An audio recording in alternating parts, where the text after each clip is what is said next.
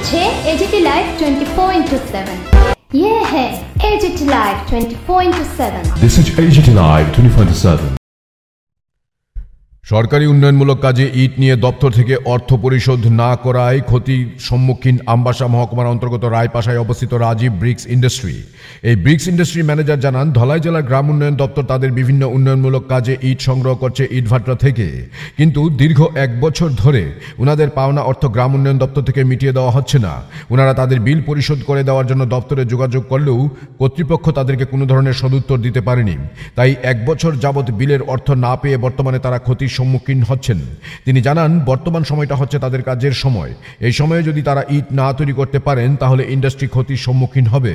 অর্থের অভাবে শ্রমিক যোগানে বাধাপ্রাপ্ত হচ্ছে। প্রত্যেক বছর উনারা প্রায় 30 লক্ষ ইট তৈরি করে থাকেন। এবছর এখনো পর্যন্ত ইট তৈরির কাজ শুরুই করতে পারছেন না। তারা জানান, তাদের এই ব্রিক্স ইন্ডাস্ট্রির উপর এলাকার অনেক পরিবার নির্ভরশীল। যদি এবছর তাদের ব্রিক্স ইন্ডাস্ট্রি বন্ধ থাকে, অনেক পরিবার অর্থনৈতিক দিক দিয়ে ক্ষতিগ্রস্ত হবে। জেলাশাসক বিবেক এইচবি বিষয়টা নিয়ে জানান, অল্প দিনের মধ্যে রেগার ফান্ডের টাকা রিলিজ হয়ে যাবে, তখন ইন্ডাস্ট্রিগুলিকে বা পাওনাদারদের টাকা মিটিয়ে দেওয়া হবে। Report AGT Live 24/7। বিলম্ব হইতেছে, সেটা দপ্তরও এখন আমরা কোনো সদুত্তর দিছে না বা দিতে পারতেছে না। আমাদের অনুরোধ থাকবো, আমরা যদি যাতে এই বিলটা আমরা আমাদের একদম এখন একান্ত প্রয়োজনীয় সময় অর্থে এই সময়ের প্রয়োজনীয় সময়ের মধ্যে যদি বিলটা না পাই, আমরা এই বছর হয়তো বা আমাদের এই শিল্প কারখানাটা বন্ধ করে দিতে হইব। ফলে আমাদেরও একটা কর্মহীনতার সৃষ্টি হইব। শুধু আমরা না, আমাদের এই এলাকার মধ্যে এলাকার অনেক লোক এই কারখানার মধ্যে কাজ করে তাদের পরিবার প্রতিপালন করতেছে, তাদেরও একটা সমস্যার সৃষ্টি হয়ে যাবে। এটা একটা চিন্তার বিষয়। আর কারখানাটা 1 বছর বন্ধ হওয়া তো অনেক সমস্যা দেখা যায়। প্রায় বছর।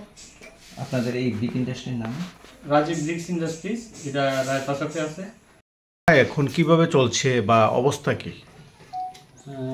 ইট তৈরির যে কারখানা কিভাবে চলছে বলতে, এখন তো আপনারা প্রশ্নটা করছেন ঠিক, এক্ষুনি ওই ইট কারখানা বা আমরা শিল্প কারখানাটা এক্ষুনি একদম চালানোর মুখ্যম সময়।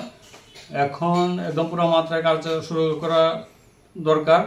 বিগত বছরগুলিতে আমরা এই সময়ের মধ্যে আমরা লেবার সংগ্রহ করে, লেবার উপস্থিত করে আমরা কাজ শুরু করে দিতে পারছিলাম, কিন্তু বর্তমান বৎসরে আমাদের চরম আর্থিক সংকটের মধ্যে আছি। আমরা আর্থিক সংকটের মধ্যে দিয়ে যেতেছি। এর প্রধান কারণ হইল, আমরা ধলাই জেলার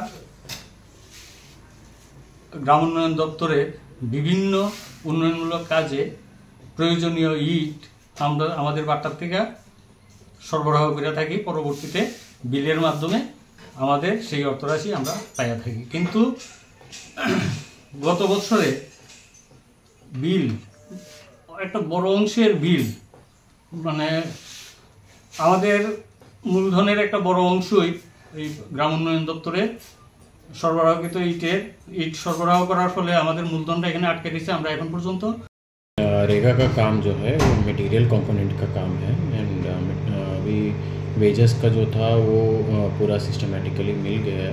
मटेरियल का कंपोनेंट का भी अभी प्रोसेसिंग चल रहा है।